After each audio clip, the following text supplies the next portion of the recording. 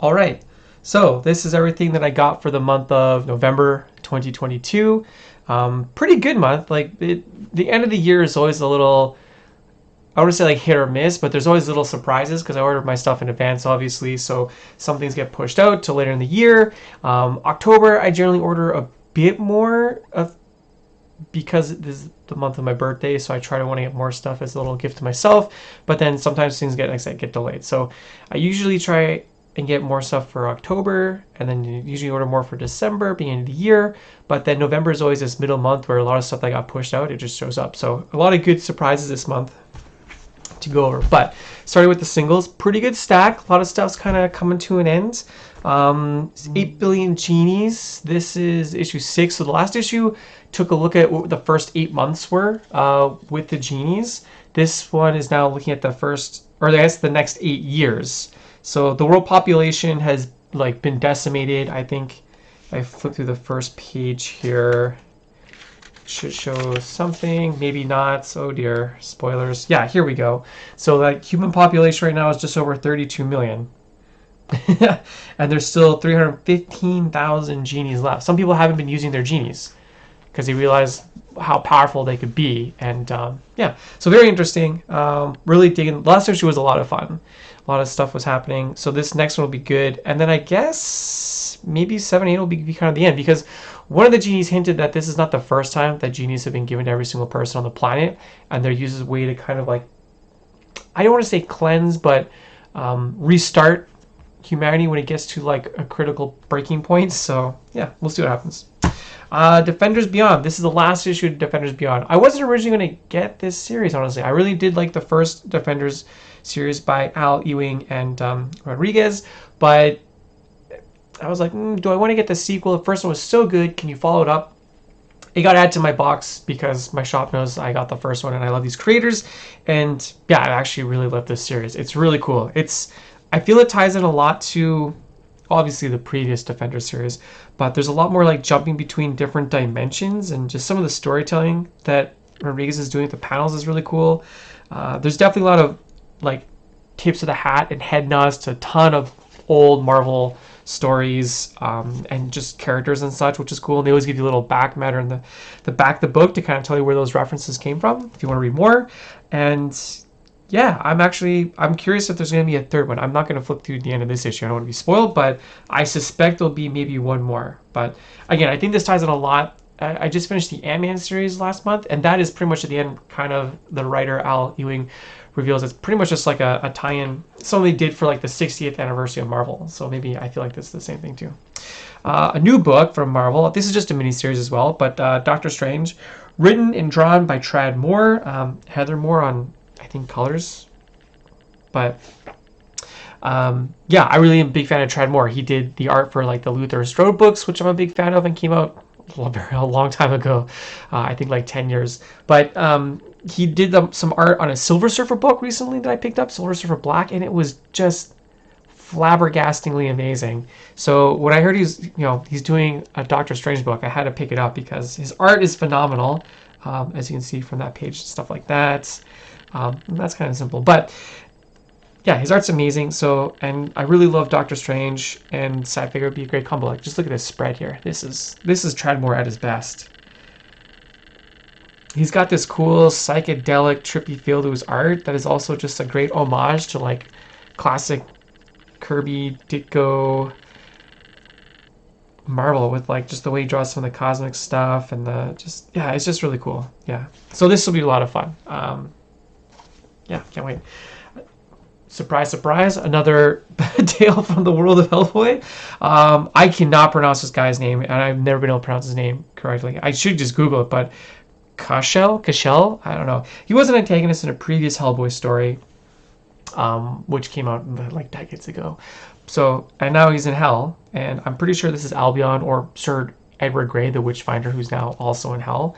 And just, I don't know, some cool adventures. I dig all of these books because they just keep building the back matter, I guess, the world of Hellboy and the BPRD even more and more in depth. And I feel at this point, like, there's early on Hellboy stories, you're never quite sure how the world reacts to a character like Hellboy. Like, they don't try to hide Hellboy, or what the BPRD does.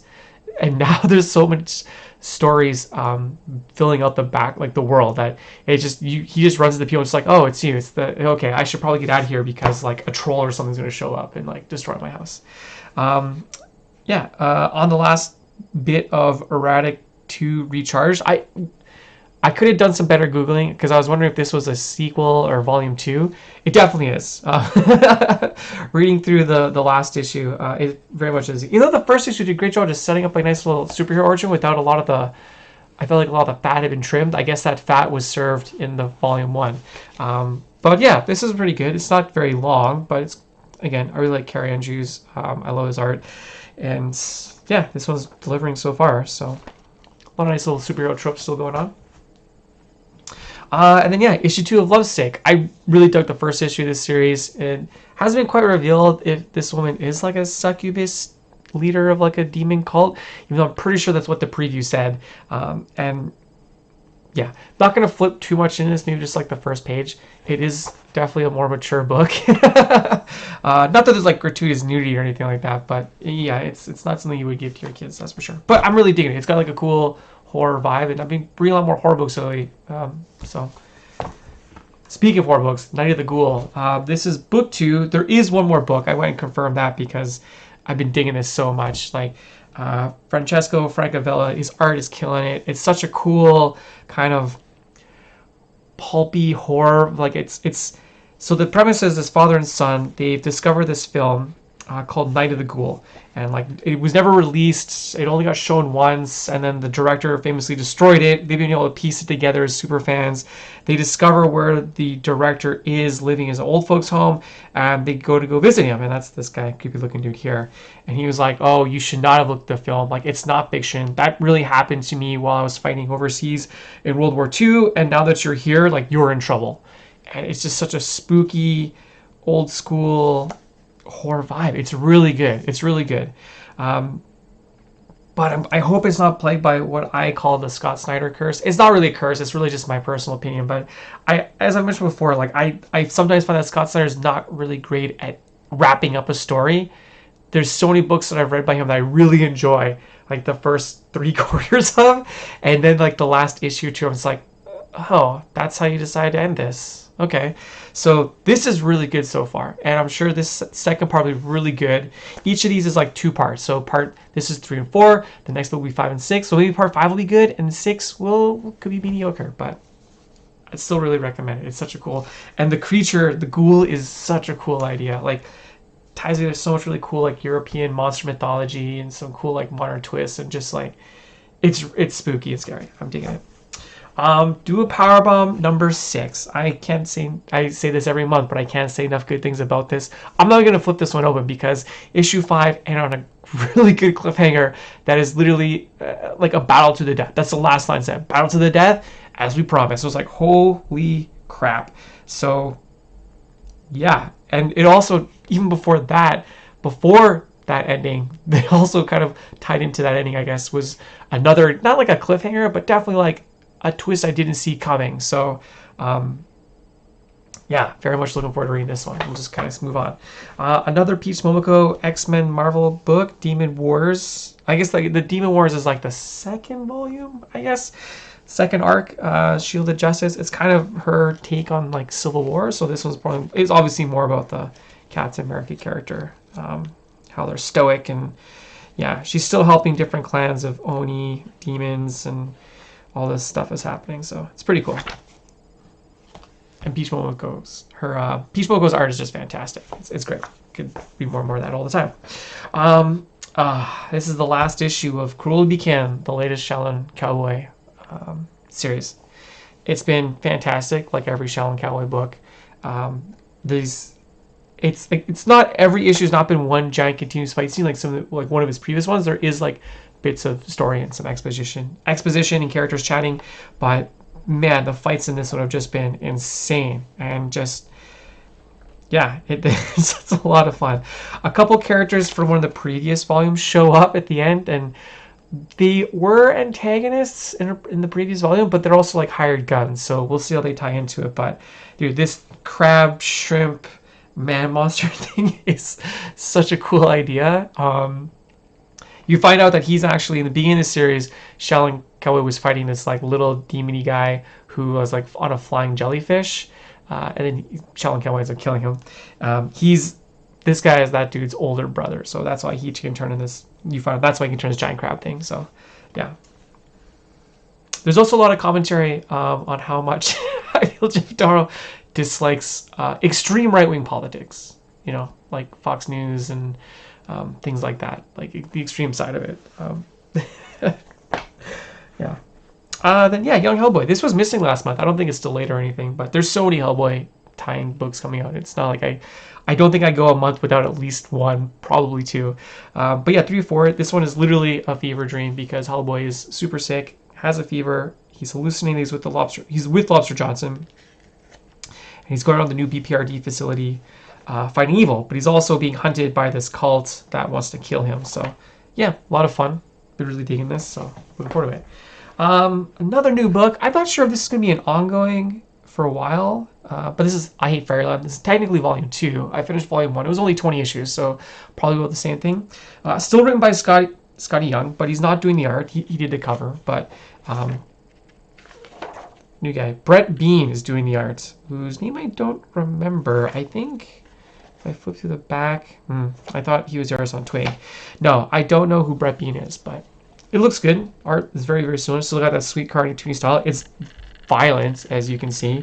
But yeah, Kurt, main character for the first one, made it out of Fairyland. She's now obviously in the real world, has to work a real job. Things are not what she expected them to be. And I assume in some way she returns to Fairyland. Maybe go back to the way things were. But yeah, that should be a lot of fun. Put that over. Frankenstein New World. This, still really digging this series. Another Hellboy tie-in. Again, it's really cool to see what happens after the end of BPRD, like hundreds of years later. Frankenstein and his young ward, or companion, I should say, come across like a frog tribe of frog people, and they're like really passive. They're pacifists, and they don't like go out and hunt or kill other tribes. But then they learn that there's lots of frog tribes, and there's still like this like darkness in the world, and it's kind of materialized. And I think it's hunting. It's either after Frankenstein or after what I assume is Liz, a woman in a crystal. So, but really digging it so far. I hope when this one ends, they do it. I don't know. We'll see how this one ends, but it'd be cool to see more of like the future Earth in story form. And then last, another new book. Well, I got the first issue last month. Old Dog, Declan Shalvey, who I first saw his stuff doing like Moon Knight with Warren Ellis, really dug it. So yeah, he's got his own book from Image. It's actually really interesting concepts so far. It's like the old spy trope. He's too old. He's getting washed out, so they put him in a desk job. He goes out on an assignment to just watch a building. Just let us know if anybody leaves. And he's there with 2 guys. Something happens. He's told to stay in the van, and they kind of lied to him what it was actually about.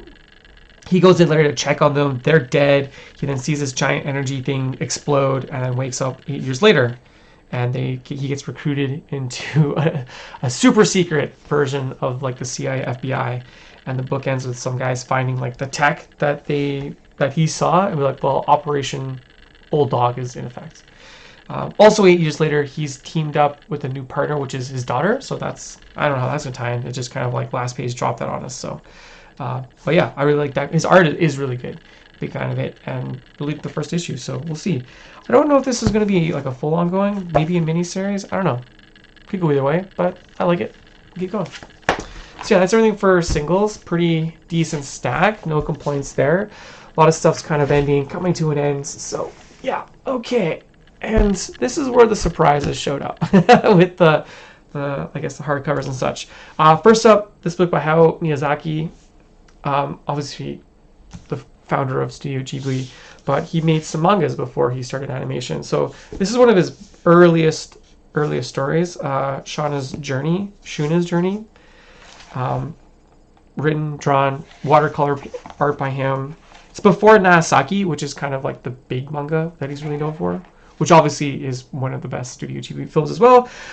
So yeah, but yeah, this is gorgeous, and you really don't get much stuff by creators like this translate English. So anytime I happen to see it, I just buy it. I don't even care. You could give me literally the Tokyo phone book of just watercolor paintings from Miyazaki just painting what he thinks that person looks like based off their name, and I buy that. Yeah, moving on, I got volume 2 of Gideon Falls. It's like a horror series by Andre, Jeff Lemire, and Adriana Sorrentino. Yeah. Oh, Andrea. Yeah, really like the first book. Again, I've been reading a lot more horror this year, so just continuing that vibe. I'm gotta support Jeff Lemire. He's Canadian, but I also do really like his writing. So, yeah, art is really good. I think this is more of a style that not everyone. It's got a bit of a Jay Lee vibe, which is great. I'm a big fan of Jay Lee too. So, but yeah, really spooky kind of stuff happening. So, looking forward to that. This I was expecting to show up last month. Every year I get a bit of cash, get a gift from my parents, and I use that to buy another volume of the Hellboy Library Edition. So I got volume 1 last year. This year I got volume 2. I have the final volume, which is Hellboy in Hell as well. But yeah, these are just really nice reprints of all the Hellboy stories in chronological order, which is really good. Production order? I don't know. I think it's the order they released it, not chronological. That'd be kind of weird. And super confusing. But, well, not confusing. More confusing because if you were to look up the order of the stories chronologically versus how they've been printed in the order they came out. And yeah, sorry, side thought that I shouldn't go on a tangent down on.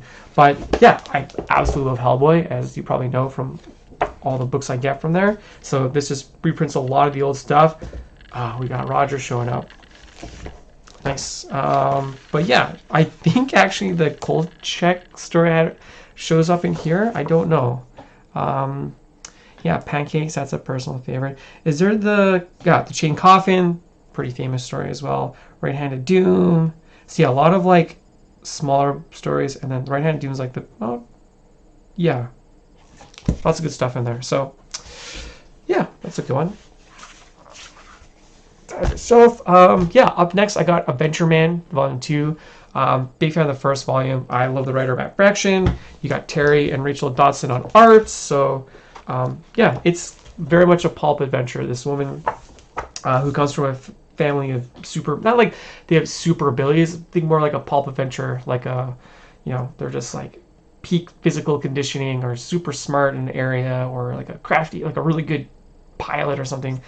But anyway, she reads these books about an Adventure Man and then actually becomes the personification of Adventure Man, and now she's on these adventures. So got volume 1. I was actually collecting these as singles because I love this creative team, love the idea, and then I saw they're putting out like these oversized hardcovers, and I was like, well, I'm just going to stop getting the singles and I'll trade weight and just get these, which is like, yeah, I love me an oversized hardcover, especially with some of these artists out there. So yeah. Also, this is the exact format I've probably seen with some other kind of oversized hardcovers I would see more comic books released in. Like, this is the European kind of style of doing it. You get one story, one and done, and nice, like, it's not too expensive to pick this up. It's perfect. Do more of this. Well, I know these guys will, but then lastly, I got the Bernie writes an art book. This is an interesting art book. It's the FPG years. Which is basically a card company he got commissioned by to make a couple series of like trading cards based off just his art, Bernie Writes and trading cards. So this is just all the trading cards and the art. So it does have a really great Swamp Thing dust cover. Usually check the hardcover. Hardcover is really nice, but yeah, this is such a nice dust jacket. I'm gonna keep this on here. But yeah, it's just a Bernie Writes an art book. Like, there's just tons of great Bernie arts and art, like black and white, so you get to see some of the pencils before he did the inks, lots of color stuff, and just all the different, like I said, it's literally every trading card that came out. Bit of history about the cards and sliced throughout the book as well. Wow, you could win original Bernie Writes and art. That's great. But yeah, I'm a big Bernie Wrightson fan, so this is really good. I'm really looking forward to flipping through this and just kind of taking it all in. Yeah, so that is everything I got for the month of November. As I said, it's always kind of an interesting mix of things that were kind of delayed, or I was ordering for December, it came early, so yeah, getting caught up. I got the holidays, so I'm reading lots of books. That's why this is coming out a bit late. I had to catch up on reading last month's books, and then yeah, here we are. So as always, let me know what you think. Send me your jeers, send me your cheers, and I'll see you next month.